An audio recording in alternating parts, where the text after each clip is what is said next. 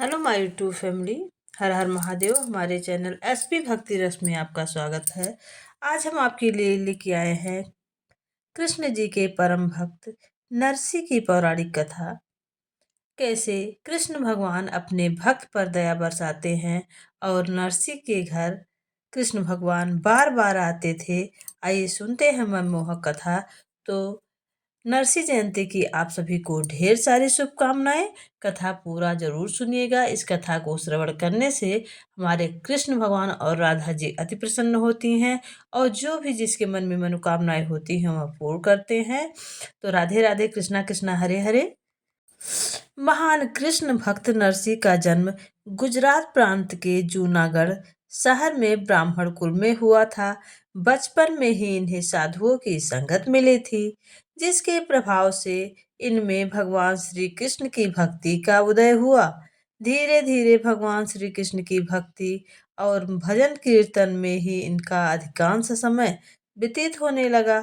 परिवार के लोग इनके रोज रोज के साधु संग और भगवत जन को पसंद करते थे। उन लोगों ने इनसे घर गृहस्थी के कार्यों में समय देने के लिए कहा, किंतु नरसी जी पर उनका कोई प्रभाव नहीं हुआ। एक दिन इनकी भौजाई ने इन्हें ताना मारते हुए कहा कि ऐसी भक्ति उमड़ी है तो भगवान से मिलकर क्यों नहीं आते। इस ताने ने नरसी पर जादू का कार्य किया। उसी क्षण घर छोड़कर निकल पड़े और जूनागढ़ से कुछ दूर एक शिव मंदिर में बैठकर भगवान शंकर की उपासना करने लगे। इनकी उपासना से प्रसन्न होकर भगवान शंकर प्रकट हुए और इन्हें गोलोक ले जाकर भगवान श्री कृष्ण की रासलीला का दर्शन कराया। दिन रात भजन कीर्तन में लगे रहने और भरण पोषण के लिए कोई कार्य न करने के कारण नरसी जी के परिवार में उपवास की स्थिति आ जाती थी। इनकी पत्नी ने बहुत बार कार्य करने के लिए कहा, किंतु इनका विश्वास था कि इनके भरण पोषण की सारी व्यवस्था भगवान स्वयं करेंगे।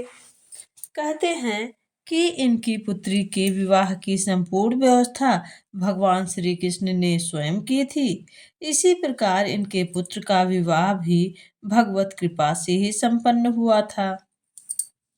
एक बार नरसिंह मेहता की जात के लोगों ने इनसे कहा कि तुम अपने पिता का श्राद्ध करके सबको भोजन कराओ। नरसिंह ने भगवान श्री कृष्ण का स्मरण किया और देखते ही देखते सारी व्यवस्था हो गई। श्राद्ध के दिन कुछ घी कम पड़ गया और नरसिंह जी बर्तन लेकर बाजार से घी लाने के लिए गए। रास्ते में एक संत मंडली को उन्होंने भगवान नाम का कीर्तन करते हुए देखा। नरसिंह जी भी उसमें शामिल हो गए। कीर्तन में इतना तल विलीन हो गए कि इन्हें घी लाने की सुध ही ना रही। घर पर इतनी इनकी पत्नी बड़ी व्याकुलता से इनकी प्रतीक्षा कर रही थी। भक्त वत्सल भगवान श्री कृष्ण ने नरसिंह का भेष बनाया और घी लेकर उनके घर पहुंचे। ब्राह्मण भोज का कार्य सुचारू रूप से संपन्न हो गया। कीर्तन समाप्त होने पर काफी रात बीत चुकी थी। नरसिंह जी सकुचाते हुए घी लेकर घर पहुंचे और उनकी पत्नी से विलम्ब होने के लिए क्षमा मांगने लगे। इनकी पत्नी ने कहा, स्वामी, इसमें क्षमा मांगने की कौन सी बात है। आपने ही तो इनके पूर्व घी लाकर ब्राह्मणों को भोजन कराया।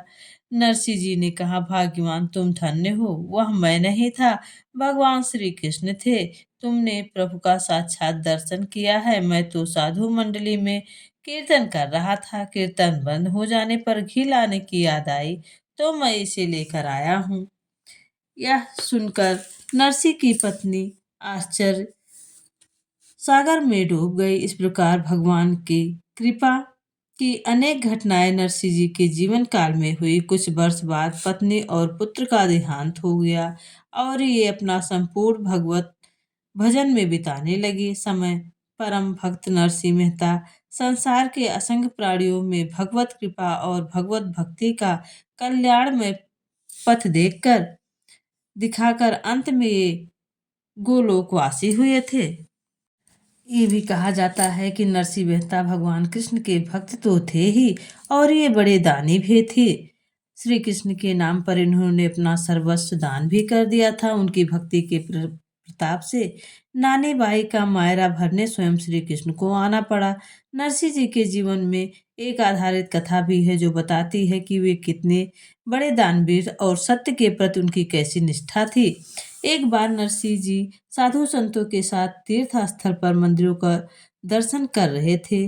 वे अपनी धन संपत्ति दान कर चुके थे। अब भगवान के नाम पर उनकी सबसे बड़ी संपत्ति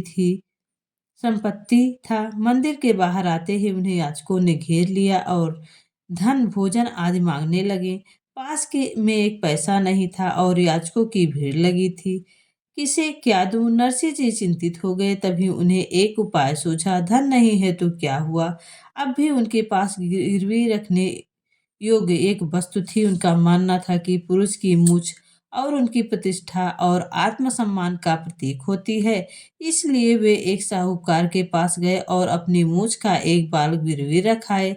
साहूकार ने इसके बदले उन्हें धन दिया और नरसिंह जी ने वह संपूर्ण धन याचकों को दान कर दिया। यह दृश्य नरसिंह के नगर का एक व्यक्ति देख रहा था। उन्होंने सोचा क्यों ना मैं भी नरसिंह की तरह अपना एक बाल गिरवी रख दूं और काफी धन हासिल कर लूंगा। वह साहूकार के पास गया और बोला, मेरी एक मूछ का बाल गिरवी रखकर मुझे उतना ही दे दीजिए जितना आपने नरसिंह को दिया है।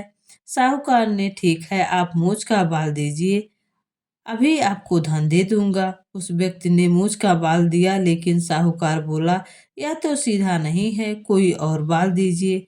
वह व्यक्ति एक के बाद एक बार उखाड़ कर देता रहा, लेकिन साहूकार हर बार खोट निकाल देता। आखिरकार उसका धैर्य जवाब दे गया।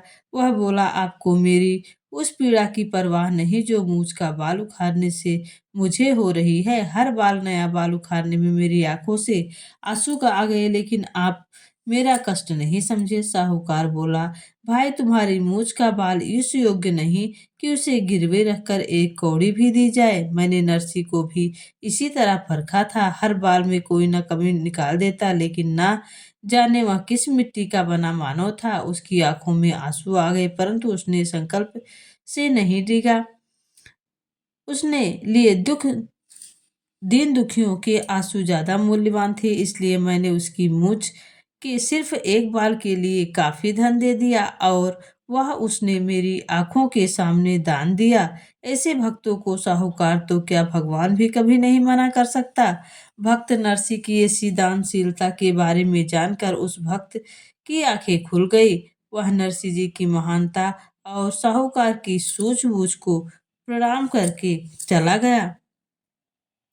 इस तरह नरसिंह, प्रभु कृष्ण के भक्त नरसिंह का जो है भक्ति का वर्णन बहुत ही है। बहुत कथाएं हैं, अनेक कथाएं हैं जो लीलाओं से भरी हैं और प्रभु ने हर प्रकार से नरसिंह के अपने भक्त की रक्षा की, अपने भक्त का हर मान रखा।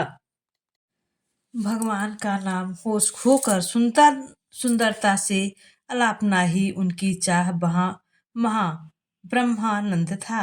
भजन गाते केदार राग में वे रंग जाते थे। इस राग की रस मोहिनी में प्रत्यक्ष श्री कृष्ण जी उन्हें अंकित हुए थे। इस राग से उन्होंने अनेकों दुख भी दूर किए थे। इस राग से उन्हें अनेकों दुख दूर किए थे। कितने ही लोगों का सुख बढ़ाया था। राग के स्वरों में जो भक्ति सुनाई पड़ती थी, वह एक हरिजन बालक के प्राण में वापस आए थे। एक बार एक भला गृहस्थ ब्राह्मण नरसिंह के पास आया।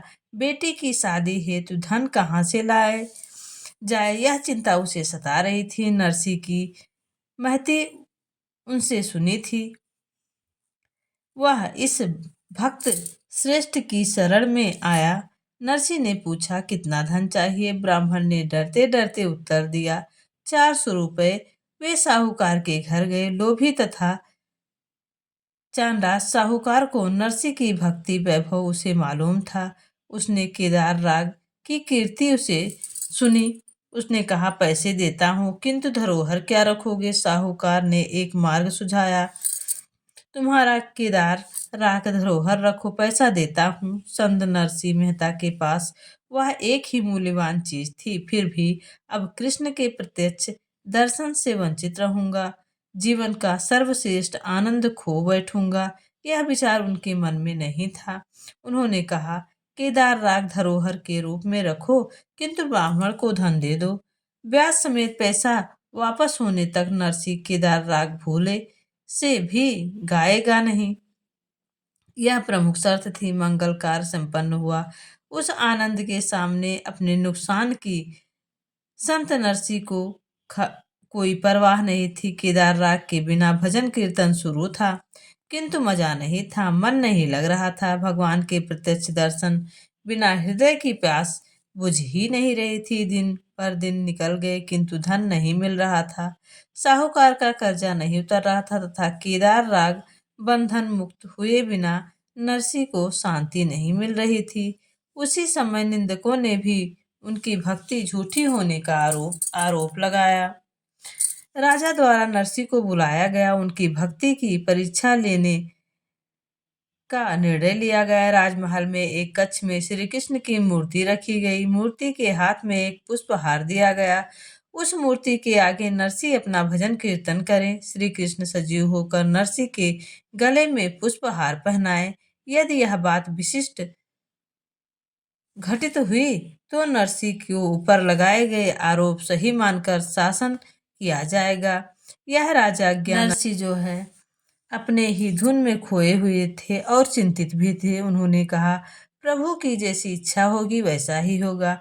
नरसिंह ने श्री कृष्ण के सामने आसन जमाया और नरसिंह की भक्ति सच्ची अथवा निंदकों की असुरी शक्ति सच्ची, यह निर्णय लगाया था।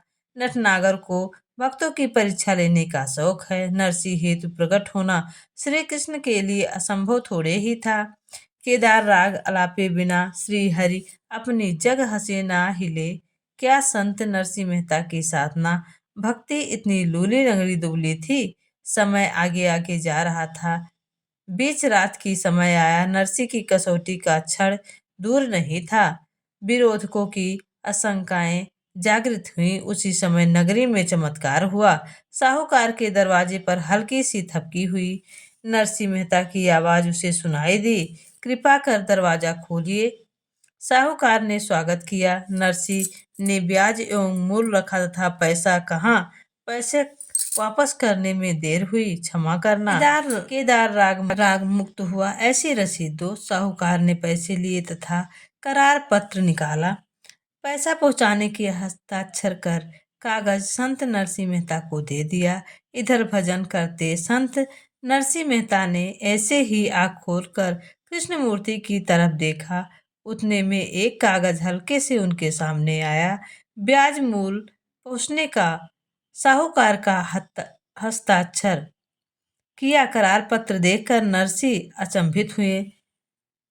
उनके आनंद की सीमा ना रही। श्री कृष्ण की लीला अगाध थी। उनका केदार मुक्त हुआ। नरसिंह ने केदार राग में भजन आलापना आरंभ किया। केदार के स्वरों में एक अलग ही दिव्य स्वर भाव विश्व निर्माण हुआ। श्री कृष्ण की मूर्ति के चारों ओर तेजोवलय एक प्रकाश फैल गया। निंदकों का दिल धड़कने लगा। नरसिंह की आंखों में प्रेम आंसू बहने लगे। इतने देर जड़ अचेतन श्री कृष्ण मूर्ति सजीव हो गई और अपने हार की पुष्पमाला नरसिंह के गले में डालते हुए आगे बढ़ने लगी। केदार की स्वर लहरों से प्रसन्न हुए भक्तों की लाज रखने वाले गिरधर नागर अपने भक्तों के गले में माला पहनाकर क्षण भर में अंतर्ध्यान हो गए। इस तरह भगवान कृष्ण अपने भक्तों से अगाध प्रेम करते हैं और अपने भक्तों के हर सुख दुख में उनके साथ रहते हैं। और भक्त वही है नरसिंह की तरह जो निश्चल भाव अपने माया मोह को त्याग कर श्री कृष्ण जी का ध्यान करता है। श्री कृष्ण उसकी सभी मनोकामनाएं पूरी करते हैं। जो भी अगर आपसे आजकल में कलयुग में भक्ति का साहस नहीं है तो आप अगर कृष्ण जी का इस कलयुग में राधे कृष्णा जाप करते हैं तो प्रभु आपकी इच्छाएं अवश्य ही पूरा करेंगे और आप पर हमारे कृष्ण जी की और राधा जी की कृपा बनी रहेगी। तो प्लीज़ कमेंट में राधे कृष्णा लिखना ना भूलिएगा। अगर आपने कथा का रसपान किया है तो इस कथा को ज़्यादा से ज़्यादा, वीडियो को ज़्यादा से ज़्यादा शेयर करिएगा। चैनल को सब्सक्राइब नहीं किया तो चैनल को सब्सक्राइब कीजिएगा और कमेंट में राधे कृष्णा लिखिएगा। ऐसे ही पौराणिक कथाएं लेकर आते रहेंगे। तब तक के लिए राधे राधे, कृष्णा कृष्णा, हरे हरे, हर हर महादेव, हर हर महादेव।